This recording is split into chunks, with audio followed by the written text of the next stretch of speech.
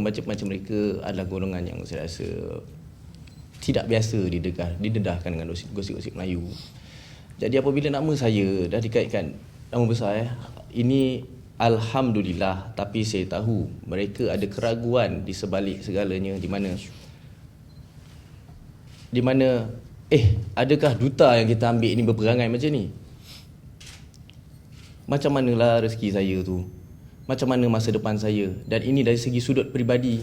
Apabila memanglah dengannya macam kelakar, tapi kalau ada lah orang nak bermenantukan saya, itu perkara pertama saya ada dalam kepala mereka. Hai, kau boyfriend kau Farin ke? Dia kaki pukul kau baik-baik. Takkanlah saya nak kena interview macam tu. Dah menjejaskan banyak sudut lah, bukan kerjaya masa depan. Dan juga macam itulah, saya receive few phone calls daripada orang hanya nak bertanyakan benda ni.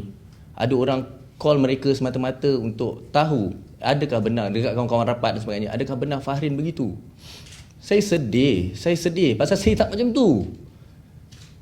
Itu dia. Dan alhamdulillah lah, keluarga saya seperti mak, seperti ayah nasib baiklah, alhamdulillah lah, mereka pun kuat. Dan mereka pun sebenarnya bukan kata tak ambil indah, tapi terus mendoakan saya. Dan saya mintalah kepada semua orang, peminat semuanya, doakan saya untuk tabah hadapi ujian ni, dugaan ni. Dan mungkin lebih baik bukan hanya kepada saya, juga kepada Ninda On, kepada rakan-rakan saya. Doakan yang terbaik, yang baik-baik untuk semua. Dan seperti mana yang telah dinyatakan, kita kalau boleh tak nak perkara ini berpanjangan. Tak nak berpanjangan. Jadi saya sarankanlah, kita cakaplah yang baik-baik, kita doakanlah satu sama lain, redakan, ingatkan benda-benda yang elok. Dan alhamdulillah, bila saya buat benda tu, jangan ingat saya tidak ada rasa kemarahan, tidak ada rasa kecewa untuk sepanjang berkawan, sepanjang putus cinta dan sebagainya. Tapi inilah dia, saya pun tak sangkalah saya sebenarnya macam ni sekali. Tapi awak ingat saya selebriti. Bukan semua orang di tempat saya mengadu. Banyak benda yang saya simpan sendiri. Saya tak boleh menceritakan sesuka hati saya. Dan kalau boleh, biar benda tu terpendam dalam diri saya sendiri. Jadi itulah kot. Saya rasa, entah, selama ni saya simpan seorang kot. Saya perlu jelaskan kepada rakan media. Keputusan untuk mengeluarkan notis tuntutan itu ialah atas nasihat saya. Pihak Fahrin sendiri, dia kalau boleh, dia kata, is there any other way? Ada tak cara lain boleh untuk kita resolve this thing? I kata, as you know, in the legal procedural aspect, dalam keadaan yang dah begitu jelas, bukti dah cukup, apa lagi yang kau nak tunggu? Dalam keadaan ni, macam saya cakap, engkau berdiam, orang boleh menginterpretasi engkau reda. You nampak tak situasi sekarang ni? Sampai dia pun hanya dia kata, kalau boleh tak nak berpanjangan, kalau boleh tak nak panjangan. Kita memang mengharapkan yang baik. Because dalam dunia, we have a very small, orang kata apa, dunia hiburan. So saya kira perkara ini, cuma saya berharaplah rakan artis, rakan media, walaupun kita kecil, kita menuju ke arah negara yang lebih hebat. Negara ini berundang-undang. Itu sahaja. Lebih berhati-hati dalam mengeluarkan dan menyiarkan. Artis mengeluarkan, kita pihak media mengeluarkan, because vicarious liability concept, orang cakap engkau tulis, engkau pun kena juga.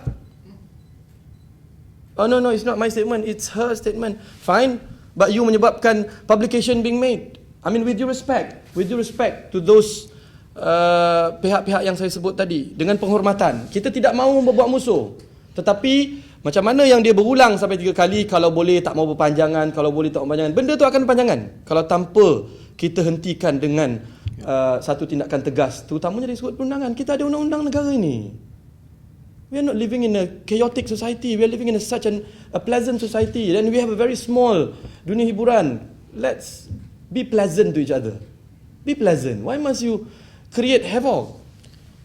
But if you start, if it started, we have means to go against. Kita ada cara untuk kita respon dengan cara yang terbaik, dengan cara profesional.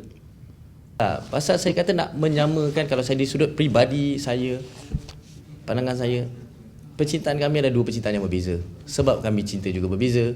Bukan sebab kami cinta berbeza. jalan ceritanya juga berbeza.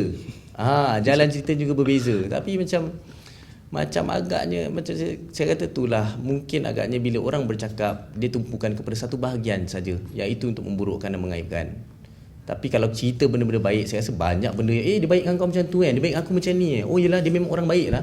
Saya percayalah insya-Allah ni mereka boleh kumpulkan lah. Tapi yang itu mungkin Tengku Nafal boleh cakap sikit lah. Saya kira senario yang berlaku apabila kedua-dua mereka bersama, they share, okay?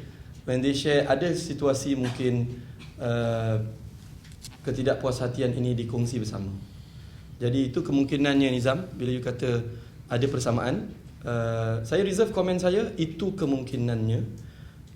Sebab perwatakan perlakuan Linda On sejak kebelakangan ni menjadi sahabat kepada Shah Al-Yahya juga sedang kita menganalisis suasana ini. Dan kenyataan-kenyataan yang timbul selepas daripada itu dengan respon seorang rakan selebriti lagi juga sedang kita menganalisis. Justru saya kira kita tunggu sahaja di mahkamah. Puluh kebaikan saya, insya-Allah boleh jumpa. Dan macam saya buat pada mereka, sebab tu saya tak ada dendam sehingga ke hari ini. Mungkin saya tak perlu cakap, tapi saya rasa saya tetap berbangga dan mendoakan mereka tau. Sebenarnya bangga dengan kejayaan mereka, apa yang mereka ada. Sebab tu saya pelik dan saya sedih. Kenapalah di sebalik segala kejayaan mereka, segala apa ni semua, mereka kena buat macam ni lah. Saya nak ingatkanlah kepada rakan-rakan artis, di mana kita fokus kita di dalam industri hiburan ialah mencari rezeki. Itu fokus kita. Saya tak nampaklah apa yang mereka lakukan untuk memburukkan dan mengaitkan saya ini membawa orang kata, kalau dapat duit, saya rasa mungkin saya fahamlah kenapa. Kalau dia orang dapat duit daripada cerita saya ni, saya ingat saya pun boleh berkomplot lah, bagi 50-50 lah kalau dapat duit. Tapi saya tak nampak apa. Saya nampak benda ni merugikan semua pihak, dan termasuk sekarang ni pun nampak satu impression yang buruk. Dan yang lagi satu saya sedih, dia memecah belahkanlah peminat-peminat kita sebenarnya. Memecah belahkan. Jadi saya kata sebenarnya dunia ni boleh jadi indah. Tangan manusia tu yang boleh memulihkan, membaiki. Tangan tu jugalah yang boleh merosakkan sebenarnya. Kena ingat tu. Jadi kalau kita hiasi industri hiburan kita dengan perkara percakapan yang baik-baik dan elok-elok, cantiklah dunia kita ni. Dan saya cakap ini panduan daripada diri saya juga sebenarnya. Bila kita sembunyikan keburukan, ini bukan tidak merujuk pada saya, umum, menyembunyikan ataupun menyimpan keburukan ataupun keaiban orang lain, Tuhan akan menyembunyikan atau membela ataupun menyimpan keaiban kita. Tapi bila kita buka, janganlah kita, ini semua kuasa Tuhan.